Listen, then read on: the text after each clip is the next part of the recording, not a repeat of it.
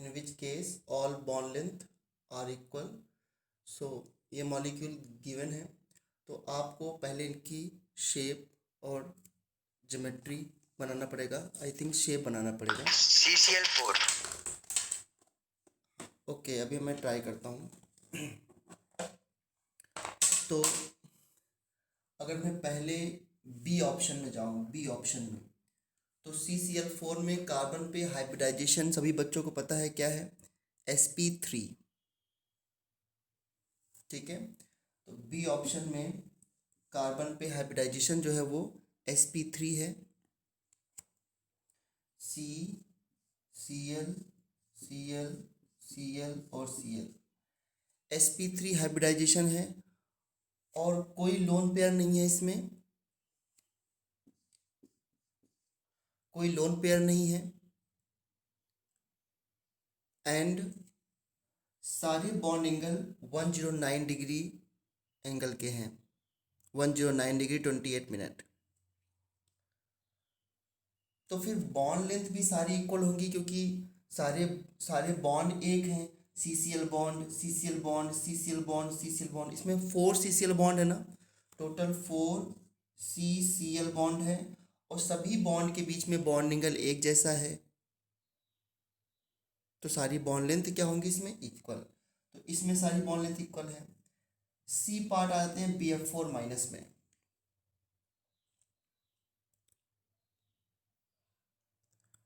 BF4 minus में अगर मुझे हाइब्रिडाइजेशन निकालना हो तो क्या हाइब्रिडाइजेशन आएगा BF4 माइनस में, बी के आउटर मोस्ट में कितने होते हैं, 3।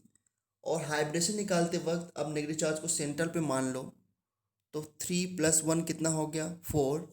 एंड 4 जो इलेक्ट्रॉन्स है वो सभी फ्लोरीन से क्या कर लिया, शेयर कर लिया, तो 4 सिग्मा बॉन्ड हो गए, राइट। एंड 4 सिग्मा बॉन्ड ने क्या बना दिया, sp3 हाइब्रिडाइजेशन। sp3। हाँ, और टेट्राहेड्रल। सो बोरॉन,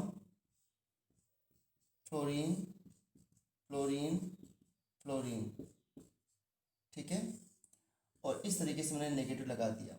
अगेन देखो ये sp3 है और टेट्राहेड्रल है, ठीक है। आप देख सकते हो कि sp3 में सारे बॉन्ड जो होते हैं वो इक्वल लेंथ के होते हैं।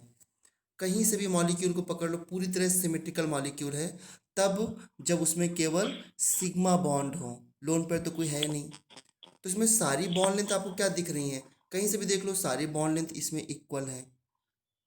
अच्छा, वो तभी हो सकता है जब सारे एटम जिसके साथ हाइब्रिडेशन हो रहा हो वो भी हो, सेम हो। यहाँ पे देखो सेम एटम है, मैंने सभी वाइट कलर से जोड़ रखे हैं सारे एटम्स को, तो सारे बॉन्ड एंगल टेट्राहेड्रल में इक्वल आते हैं। पूरी तरह सिमेट्रिकल स्ट्रक्चर है, कहीं से भी देख लो टेट्राहेड्रल दिखेगा। अगर मैं इसको ऐसे पकड़ रहा हूँ टेट्राहेड्रल है, अगर मैं इस बॉन्ड को पकड़ के ऐसे कर दूँ फिर से टेट्राहेड्रल है, इस बॉन्ड को ऐसे पकड़ लूँ फिर से टेट्राहेड्रल है। तो पूरी तरह सिमेट्रिकल स्ट्रक्चर है, सारे बॉन्ड भी एक जैसे हैं, तो इसमें भी क्या होगा, all bond length will be equal।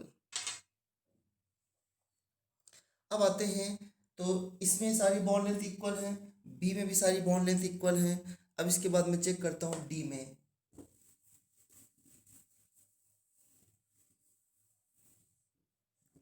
D molecule में देखो, डी में क्या है, डी में XgF4 में Xg में क्या हाइब्रिडाइजेशन होगा,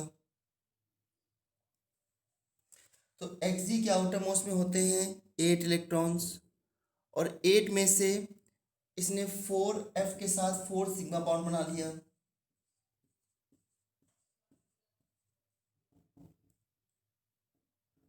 ठीक है। 4f के साथ 4 सिग्मा बॉन्ड हो गए और इसके पास 2 लोन पेयर हैं, तो 4 सिग्मा प्लस 2 लोन पेयर, या ऐसे कह सकते हैं 4 bond pair plus 2 lone pair, तो टोटल 6 हो गया। 6 से क्या हाइब्रिडेशन होता है, sp3d2। sp3d2। हाँ जी, तो sp3d2 में आपको पता है कि टोटल sp3d2। हाँ, टोटल इसमें 6 बॉन्ड बन सकते हैं, टोटल 6 बॉन्ड, या 4 बॉन्ड 2 लोन पेयर हो सकते हैं। तो इसमें या या फिर 5 बॉन्ड 1 लोन पेयर हो सकता है। तो फिर इसमें हम 4 बॉन्ड को बनाते हैं ऐसे, स्क्वायर में, ठीक है। और दो लोन पेयर को ऐसे हमने रख दिया इस तरीके से, और फ्लोरीन फ्लोरीन फ्लोरीन और फ्लोरीन। अब इसमें आप चेक कर सकते हो कि बॉन्ड लेंथ सारी इक्वल होंगी कि नहीं होंगी। बहुत ही अच्छा क्वेश्चन है ये। सर होगी सर। हाँ, इसमें सारी बॉन्ड लेंथ जो है वो इक्वल होंगी, क्योंकि जो ऊपर के जो लोन पेयर हैं ये वाले, वो सभी प्लेन के 4 फ्लोरीन को इक्वल रिपल कर रहे हैं, और नीचे का फ्लोरीन भी इक्वल रिपल कर रहा है। तो फिर रिपल्शन तो दोनों साइड से बिल्कुल बराबर है, तो बॉन्ड लेंथ क्या होंगी, सारी इक्वल होंगी। मैं इसको मॉलिक्यूलर मॉडल से दिखाना चाह रहा हूँ, एक सेकेंड के लिए रुकना जरा आप लोग।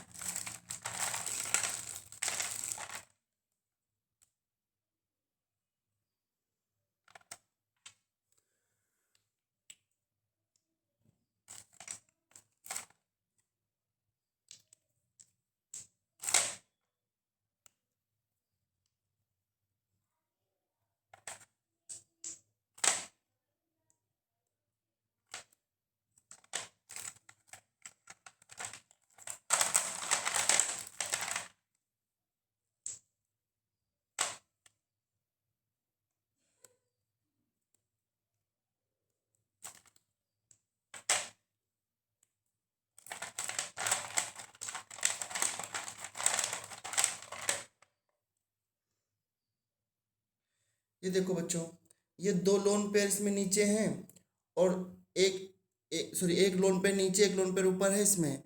और ये लोन पेयर, ये सभी सभी जो एक्सी एफ बॉन्ड है बीच में, उनको बराबर रिपल करेगा, उतना ही रिपल्शन इसको नीचे से भी मिलेगा। मैं आपसे कहूँ इस लोन पेयर का इन चारों फ्लोरीन के साथ क्या बॉन्ड एंगल है, यू विल से 90 डिग्री। इस लोन पेयर का इन चारों फ्लोरीन से क्या बॉन्ड एंगल है, यू विल से 90 डिग्री। तो दोनों तरफ से बराबर रिपल्शन मिल रहा है, तो फिर बॉन्ड इधर उधर नहीं होंगे, और बीच में भी कितना एंगल है, 90 डिग्री। तो जितना ये 90 डिग्री में एक दूसरे के बॉन्ड पे रिपल करेंगे, उतना ये भी बॉन्ड पे रिपल करेगा, उतना ये भी बॉन्ड पे रिपल करेगा। तो सारी बॉन्ड लेंथ इक्वल है यहाँ पर। अच्छा, यहाँ पर एक फ्लोरीन की जगह मैं एक Cl को कर दूँ, तो फिर एक बॉन्ड लेंथ अलग हो जाएगी। तो all bond length are equal in XgF4 molecule. All bond length are equal in SF6 molecule. SF6 बना के देख लेना, इसमें सारी बॉन्ड लेंथ क्या आएंगी, इक्वल आएंगी। बट अब आते हैं SF4 में। SF4 में सल्फर में क्या हाइब्रिडाइजेशन है, तो सल्फर के आउटर मोस्ट में 6 होते हैं। सल्फर 16 ग्रुप का एलिमेंट है, इसके आउटर मोस्ट में 6 हैं। 6 में से 4 फ्लोरीन से क्या बन गए, 4 सिग्मा बॉन्ड, और एक क्या बच गया इसमें, लोन पेयर। इसमें 4 सिग्मा प्लस 1 लोन पेयर है, टोटल कितना हुआ, 5 से क्या आया, sp3d। और sp3d की ज्योमेट्री कैसे बनाते हो आप लोग, याद है किसी को, sp3d की ज्योमेट्री क्या बनाते हो, trigon bipyramidal. Trigonal bipyramidal. Okay, तो देखो ध्यान से, बीच में आपका ये सेंट्रल एटम हो गया, एक बॉन्ड, दो बॉन्ड, 3 बॉन्ड, ये एक 3 बॉन्ड एक प्लेन में, एक बॉन्ड को ऊपर, एक बॉन्ड को नीचे। याद है किसी को, ये तीनों प्लेन वाले बॉन्ड को हम लोग क्या बोलते थे, कौन सा बॉन्ड, इक्वेटोरियल। हाँ, इक्वेटोरियल बॉन्ड। और ये दोनों बॉन्ड क्या थे, आपके एक्सियल बॉन्ड थे। अब बताओ जरा, जब भी काउंट 5 होता था, इसका रीजन भी मैंने बताया था कि जब भी काउंट 5 हो तो लोन पेयर को कहाँ प्लेस करते हो, इक्वेटोरियल में या एक्सियल में। हाँ, इसका रीजन बताया था मैंने, तो ये lone pair equatorial, minimise repulsion. हाँ बिल्कुल सही। तो ये इक्वेटोरियल में लोन पेयर प्लेस कर दिया, और ये आपके 4 फ्लोरीन हैं। अब जरा बात ध्यान से सुनना आप लोग, ठीक है।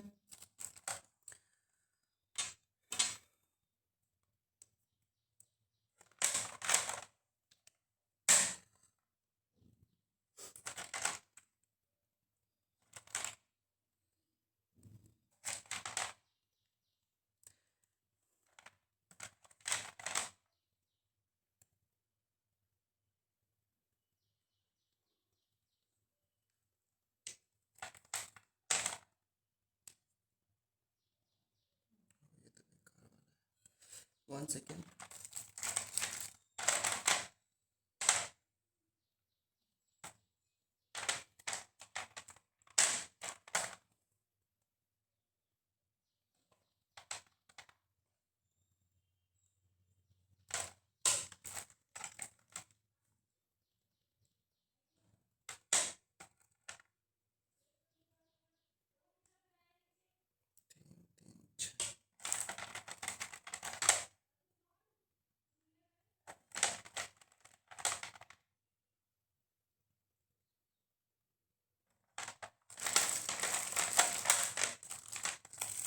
चलो कोई नहीं, मैं ऐसे बता देता हूँ।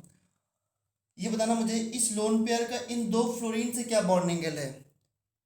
90 डिग्री है। और इस फ्लोरीन का नो इस सर।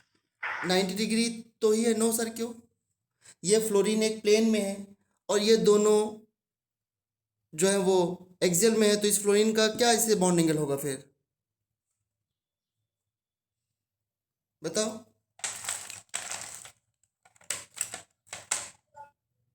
90 डिग्री तो ये होगा। और इसके बाद जो है ये इसको रिपेल करेगा क्योंकि 90 डिग्री रिपल्सन काफी होता है। अब बताओ इस लोन पेयर का इस फ्लोरीन से क्या एंगल है? जल्दी बताओ मुझे। 120 120। हाँ 120 में रिपल्सन कम होता है ना, 100 के ऊपर रिपल्सन मिनिमाइज होता है बिल्कुल। तो अब मतलब मुझे बताओ, ये फ्लोरीन ज़्यादा रिपेल हो रहे हैं लोन पेयर से, ये फ्लोरीन कम रिपेल हो रहे हैं। दो फ्लोरीन एक्सियल पे हैं, दो फ्लोरीन इक्विटोरियल पे हैं, और ये फ्लोरीन पे रिपल्सन भी ज़्यादा हो रहा है। इस वजह से इन दो फ्लोरीन की बॉन्ड लेंथ इन दो फ्लोरीन की बॉन्ड लेंथ से डिफरेंट होगी। इसलिए SF4 में बॉन्ड लेंथ क्या है? डिफरेंट है। बट इन तीनों में बॉन्ड लेंथ क्या है? इक्वल है। सर रिपल्सन की वजह से सर 90 डिग्री एंगल थोड़ा रहेगा फिर लोन पेयर और बॉन्ड पेयर के साथ। हाँ तो रिपल्सन की वजह से तो चेंज हुआ ना। ये तो अपने ओरिजिनल पोजीशन पे रहेंगे ना दो इक्विटोरियल के। Yes sir. हाँ, बॉन्ड एंगल तो यहाँ पे सारे चेंज होंगे। बॉन्ड एंगल तो ये भी चेंज हो जाएगा 120 वाला भी। जब भी लोन पेयर होता है, जो भी आसपास होता है सब जगह बॉन्ड एंगल चेंज होता है। तो यहाँ पे बॉन्ड एंगल हो सकता है कि 119 डिग्री हो या 118 हो। मैंने कहा था सारे बॉन्ड एंगल नहीं याद किया सकते हैं क्योंकि इतने सारे मॉलिक्यूल हैं। हाँ, बट कंपेयर किया जा सकता है कि लोन पेयर की वजह से किसका बॉन्ड एंगल ज़्यादा कम है, किसका कम कम है। स्पेसिफिक बॉन्ड एंगल याद रखने हैं। जैसे वाटर का कितना याद रखना है? 104, NH3 का 107। और जब भी केवल 4 सिग्मा बॉन्ड हो तो 109, 5 सिग्मा बॉन्ड हो और कोई लोन पे ना हो तो 120 भी होता है और 90 भी होता है और 180 भी होता है, ट्रायगोनल बाइपिरामिडल वाला। और जब 6 सिग्मा बॉन्ड हो तो 90 डिग्री भी होता है, 180 डिग्री भी होता है। जितने केवल सिग्मा बॉन्ड वाले हैं वो भी ध्यान रखने हैं आपको। बट लोन पे आने से जो चेंजेस आते हैं उसको हम सभी बॉन्ड एंगल याद नहीं कर सकते, पर रिपल्सन तो देख सकते हैं ना। और जब मैं हाइब्रिड पढ़ा रहा था तो मैंने उसी टाइम एक बात बताई थी आपको कि PCl5 में भी सारी बॉन्ड लेंथ इक्वल नहीं होती हैं। और तभी मैंने सिखाया था कि जब इसको आप हीट करते हो तो ये PCl3 + Cl2 बनता है, क्योंकि जो एक्सियल बॉन्ड हैं वो टूट जाते हैं इसे, क्योंकि इनकी बॉन्ड लेंथ बड़ी है। और उसका रीजन बताया था मैंने कि यहाँ पर Cl का साइज काफ़ी बड़ा होने की वजह से ये चाहता है कि ये बॉन्ड जो है ना, जो 90 डिग्री पे ये वाले हैं, ये इससे काफ़ी दूर हो जाएं। इसलिए तीनों इक्विटोरियल की बॉन्ड लेंथ तो बिल्कुल इक्वल होती हैं, लेकिन दो एक्सियल को तीनों Cl बहुत दूर भेज देते हैं अपने आप से, इसलिए ये बॉन्ड में काफ़ी स्ट्रेच रहता है। तो दोनों Cl बॉन्ड लेंथ जो है वो दोनों Cl टूट जाते हैं इस तरह Cl2 के फॉर्म में। तो PCl5 में भी सारी बॉन्ड लेंथ इक्वल नहीं है। और उसी टाइम बताया था मैंने कि PF5 में फ्लोरीन का साइज छोटा होने की वजह से सारी बॉन्ड लेंथ इक्वल है। ये तो एज ए एक्सेप्शन है क्योंकि इसमें इसमें इसकी कहानी कुछ और होती है, अभी एक्सप्लेन भी नहीं किया जा सकता। बट इसमें है SF6 में सारी बॉन्ड लेंथ इक्वल है। अब मैं पूछूं CH4 में सारी बॉन्ड लेंथ इक्वल है कि नहीं? You will say yes equal है। BeCl2 में दोनों बॉन्ड लेंथ इक्वल है कि नहीं? यस इक्वल है, क्योंकि दो सिग्मा है और दोनों सिग्मा ने sp बना लिया। जब लोन पेयर आता है तब देखा जाता है कि क्या सिमेट्री है, कैसे लोन पेयर रखा गया है, तब आपको थोड़ा सा एनालिसिस करना पड़ता है।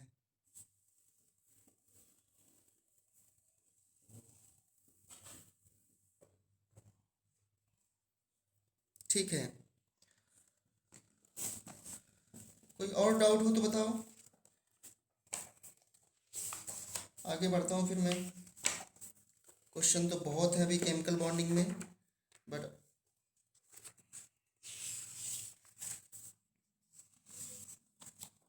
तो फिर थर्मोडायनेमिक्स हम नेक्स्ट टाइम करेंगे। नेक्स्ट टाइम का मतलब बेटा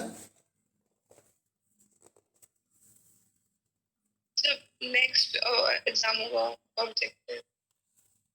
नहीं, 17 को आपका एग्जाम है ना ऑब्जेक्टिव, तो 17 से पहले, कंप्लीट हो जाएगा सर। 17 से पहले ही होगा कंप्लीट। आपको मेरे ऊपर शक हो रहा है कि हम नहीं कंप्लीट कर पाएंगे? कंप्लीट तो करेंगे, जब सिलेबस में आ रहा है तो कंप्लीट तो करेंगे, बट ये है कि अगर केवल केमिकल बॉन्डिंग तक आता तो हर चीज़ रिवाइज अच्छे से हो जाती। और इसी चीज़ के लिए मीटिंग भी थी अभी संडे को कि थर्मोडायनामिक्स हटा दिया जाए, मगर दूसरे सेंटर वालों ने मना कर दिया, सो मुश्किल है। और मैं करा पाऊँगा, इसमें कोई डाउट मत करो आप, मैं करा तो दूंगा ही, बट मैं तो आप लोगों के लिए सोच रहा था कि ज़्यादा सही रहता अगर ना आता तो इस बार।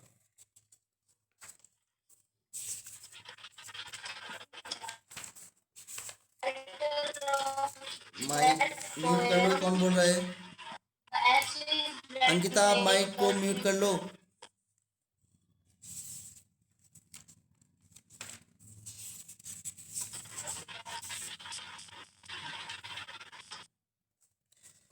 एक क्वेश्चन मैं आपसे पूछूं,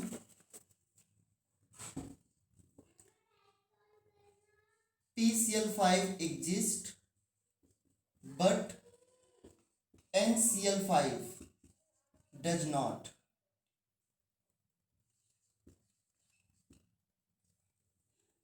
क्या रीजन है इसका? हेमंत आपने टेस्ट दिया था अभी जो मैंने उस दिन लिया था सैटरडे को?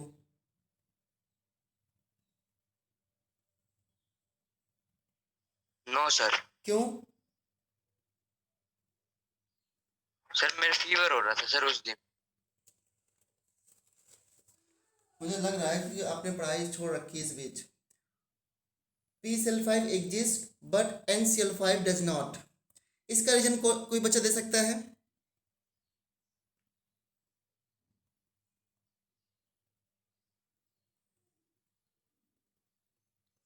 ये कैसे पता करें कि कोई मॉलिक्यूल एग्जिस्ट करता है कि नहीं करता है? सर उसका बॉन्ड ऑर्डर 0। हाँ, लेकिन वो तो बेटा डायटोमिक मॉलिक्यूल के लिए होता है ना, डायटोमिक सर वो मॉलिक्यूल के लिए। 5 बॉन्ड्स बना लेता है। सर वो 5 बॉन्ड्स बना लेता है डी ऑर्बिटल्स की हेल्प से, पर हाँ, NCl5 डी ऑर्बिटल्स के वो नहीं करता। बिल्कुल सही जवाब। नाइट्रोजन किस पीरियड का एलिमेंट है, सेकेंड या थर्ड? किस पीरियड का एलिमेंट है नाइट्रोजन? सेकंड। सेकेंड। और इसको बताने में इतना टाइम मत लगाया करो, नाइट्रोजन का 2,5 होता है तो 2 ही शेल तो है, तो 2 शेल का मतलब सेकेंड पीरियड हो गया, तो सेकेंड पीरियड का एलिमेंट है। क्या सेकेंड पीरियड में, सेकेंड जब पीरियड की बात करते हैं तो सेकेंड पीरियड में 2s और 2p होता है, केवल 2d होता है क्या? नहीं। तो इसलिए ये लुईस डॉट स्ट्रक्चर में कई बार इस वर्ड को बोला है कि सेकेंड पेयर के एलिमेंट के पास डी ऑर्बिटल नहीं होता है, they can not expand their octet. तो मैं पूछूं कि अगर NCl5 बन रहा है मान लो, तो n के पास कितने इलेक्ट्रॉन्स हो गए टोटल? आउटर में से 5 होते हैं, 5 ने 5 शेयर के लिए 10 हो गए। क्या इसके पास आउटर में 10 कभी हो सकते हैं 10 इलेक्ट्रॉन्स? No sir. नो। तो हाँ, इसलिए NCl5 does not exist. Okay, और कैसे लिखोगे आंसर? जब इसका आंसर लिखना हो कभी तो फास्फोरस का आउटर कन्फिग्रेशन लिख दो 3s2 3p3 और आगे लिख दो 3d0, और फास्फोरस लिख दो 2s2, सॉरी नाइट्रोजन का लिखोगे 2s2 2p3 और इसमें 2d होता ही नहीं है, तो हम बोलेंगे due to presence of vacant d orbital in phosphorus it can expand their octet, but nitrogen cannot expand their octet, so NCl5 does not exist। ऐसे जो भी क्वेश्चन होते हैं बच्चों, ध्यान रखना कि बस यही आंसर देना होता है सभी क्वेश्चन का। ओके, अब देखना एक दो छोटी छोटी चीज़ें मैं आपसे और पूछ रहा हूँ, फिर इसके बाद में कुछ थर्मोडायनामिक्स आज से स्टार्ट करता हूँ थोड़ा बहुत इंट्रोडक्शन में। देखो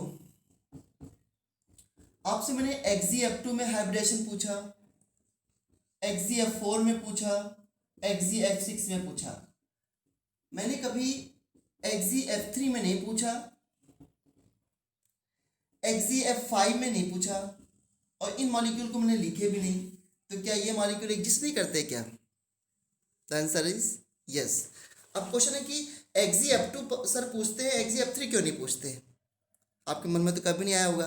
कोई बता सकता है कि Xg F3 क्यों नहीं बनाया? ऑड इलेक्ट्रॉन स्पीशीज होते हैं sir. Odd electron sir odd species भी, इलेक्ट्रॉन स्पीशीज है सर ये। हाँ, ऑड इलेक्ट्रॉन स्पीशीज एग्जिस्ट कर सकते हैं विद चार्ज। तो देखो कैसे ऐसे क्वेश्चन के जवाब देने होते हैं। Xg का इलेक्ट्रॉनिक कन्फिग्रेशन लिखो 1 5s2 5p6, ये इसके आउटर मोस्ट में आएगा क्योंकि इसके आउटर मोस्ट में टोटल 8 इलेक्ट्रॉन्स होते हैं जिसका ये कन्फिग्रेशन है। अगर आपको Xg F2 बनाना है तो इसका मतलब है कि Xg के पास 2 अनपेड होने चाहिए, ठीक है। अभी इसके पास कितने अनपेड हैं? 0। तो एक्साइटेड स्टेट में क्या कर सकते हो आप? एक इलेक्ट्रॉन को आप एक्साइट करोगे जिससे कि 2 अनपेड हो जाएं। तो ये देखो 5s2 5p6 है और इसके बाद ये 5d है, ठीक है। अब देखो हमने एक्साइटेड स्टेट में एक इलेक्ट्रॉन p से भेज दिया d में, अभी कितने अनपेड हो गए इसके पास? 2 अनपेड। अब 2 अनपेड 2 सिग्मा बॉन्ड बना सकते हैं, इसलिए Xg F2 exist. Xg F4 बनाना हो तो एक और एक्साइट कर दो, कितने अनपेड हो गए अब? 4। तो Xg F4 बनाना हो तो 4 अनपेड इसके पास आ जाएंगे एक्साइटेड स्टेट में। Xg F6 बनाना हो तो 6 अनपेड हो जाएंगे।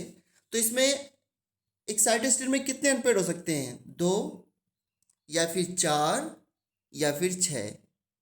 सुनो ध्यान से, इसलिए जब इसमें अनपेड 2 4 6 8 इस तरह हो सकते हैं तो फिर Xg F3 Xg F5 कैसे बनेगा? नहीं समझे बात को? अगर आपको Xg F3 बनाना है तो उस पर ऊपर प्लस या माइनस लगा दो तो बन जाएगा, क्योंकि प्लस लगाने से इसके आउटर मोस्ट में 7 बचेंगे तो फिर सेम बात हो जाएगी। आप करके देख सकते हो। तो it can not have odd number of unpaired electrons Xg, that's why it form even number of bonds, 2 fluorine के साथ, 4 फ्लोरीन के साथ, 6 फ्लोरीन के साथ। ये जो जितने भी बॉन्ड देखो इसके वो सारे इवन में होते हैं। जैसे XgO3 है, XgO3 में से कितने बॉन्ड है? टोटल 6 बॉन्ड है ना, हर एक ऑक्सीजन से 2 बॉन्ड बनाता है। सुन रहे हो आप लोग? इस तरीके से भी क्वेश्चन किए जा सकते हैं।